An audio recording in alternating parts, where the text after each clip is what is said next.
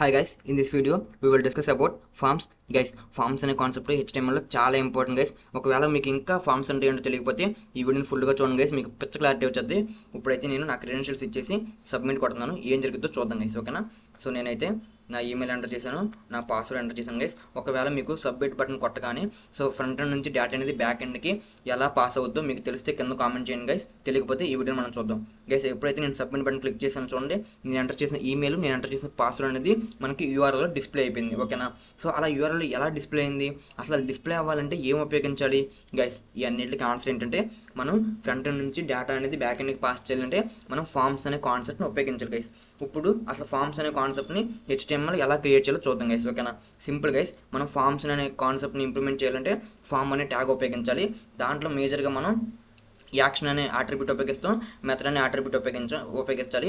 So action అనే attribute ఎందుకు ఉపయోగిస్తారంటే మనం ఏ పేజ్ నుంచి డేటా అనేది ఏ పేజ్కి వెళ్ళాలో చెప్పాలి కదా బ్రౌజర్కి, లేకపోతే ఎక్కడికి పాస్ చేయాలో తెలియదు.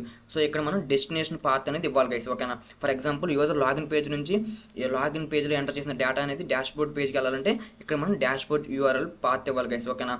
సో అదే మెథడ్, ఓకేనా? ఎక్కడికి వెళ్ళాలో చెప్పాం కానీ ఎలా వెళ్ళాలో చెప్పలేదు కదా. సో అది ఏ మెథడ్ ఉపయోగించి వెళ్ళాలి. సో మనకు మేజర్గా 2 మెథడ్స్ ఉంటాయి, ఒకటి గెట్ మెథడ్, ఒకటి పోస్ట్ మెథడ్. మీరు గెట్ మెథడ్ ఉపయోగించినట్టయితే మనకి డేటా అనేది URLలో డిస్ప్లే అవుద్ది. అలా నాకు డిస్ప్లే అవ్వకూడదంటే మీరు పోస్ట్ మెథడ్ ఉపయోగించాలి గైస్, ఓకేనా? సో మీరు ఇప్పుడు చూసుకున్నట్టయితే నేను ఒకసారి మళ్ళీ మీకోసం లాగిన్ అవుతాను గైస్, చూడండి.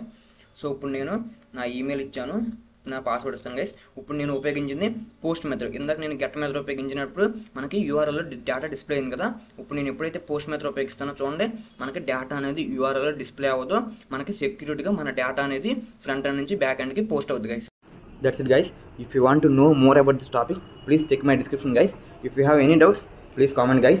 If you like my content, please like, share guys. If you don't forget to subscribe my channel guys. Why not you? Bye guys.